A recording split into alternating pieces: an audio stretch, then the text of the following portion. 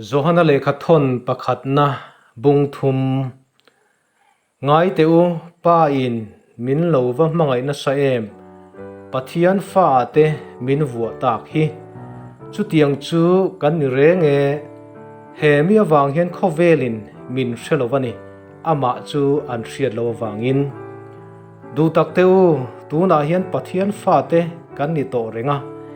eng tin nge kan la om don ti ero chu alang ri lova ama alo lan hun chuan ama ang kan la niang ti zong kan thria aniang takin ama chu kan la mudon sia Krista chu tiang bei seina ne piang chuan ama athiang hlimangin ain ti thiang hlim thin tupo thil sual ti chuan dan abo chia ni sual chu dan bo chian na ani sia ani chu sual te labo turin alo langa ama chuan sual aom lo ti in sia tupo ama a omreng chuan thil sual atilo tupo thil sual ti chuan ama ahmulowa hriat po a hrehek lo fateu tuman bum cheu su se ani chu midik tak aniang khan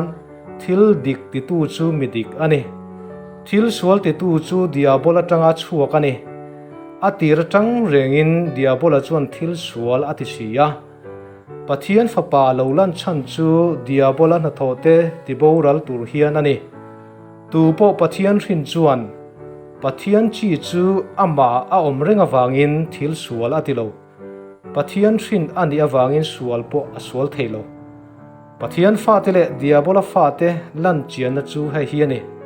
tupo thil dik tilo le a unang mangai lo chu pathiana chuak anilo atira ta thucha in riat kha hei hi ani kanin mangai ton theu turani ti hi misual laka chuak kaina a unaw thatuang kha kan ni turani lo engwangin nge atha le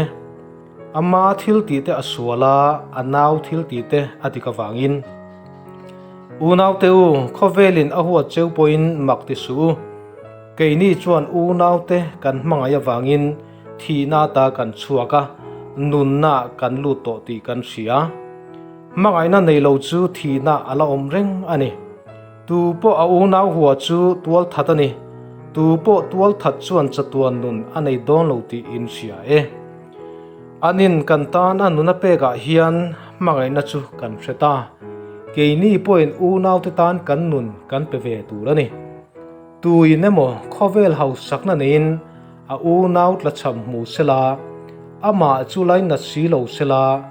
pathian mangaina chu engtin nge ama aom theyang fa teu chongka le thu chawin i mangai suangu thil ti le ti tak zetin ni jogro se ti chuan thu taka kanom ti kanin sia anga a ma a po tlang neng takin kanom theyang kan thin lung ma in thiam lo min chan tir chuan pathian chu kan thin lung a in aro pui zoka engkim a hrevek ani ti kan hresia du tak teu kan ril ruin thiam lo min chan tir lo chuan pathian kan nel ngam thin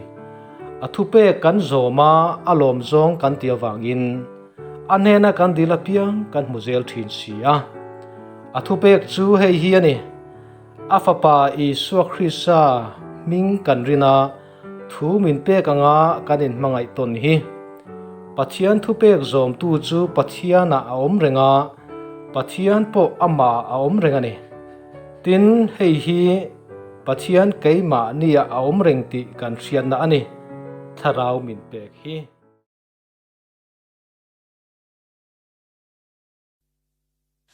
Dam sum ropoi na zong ai Iswa ka thang ber zok ani Ram zao tak le in sang nei ai Kan ru nei chun na lal pa chen se Kan bu zem te lo pai Grab shui te po ra lo ma se Lal iswan en swan kan ru hi van ram malo chẳng chi thì ngất tên khá ăn ra cha na ruộng po gió ma ila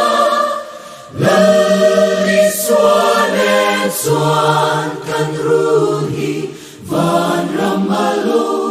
chẳng chi Christian chung qua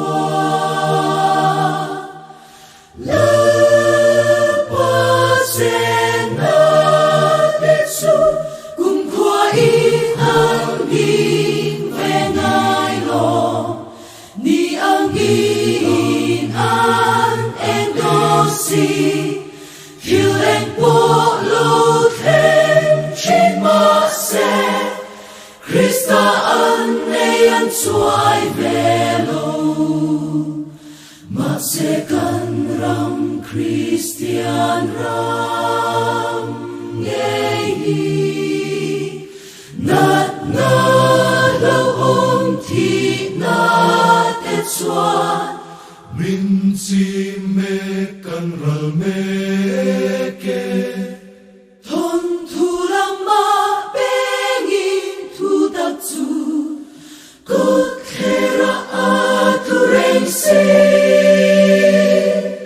kan khon va te lo en se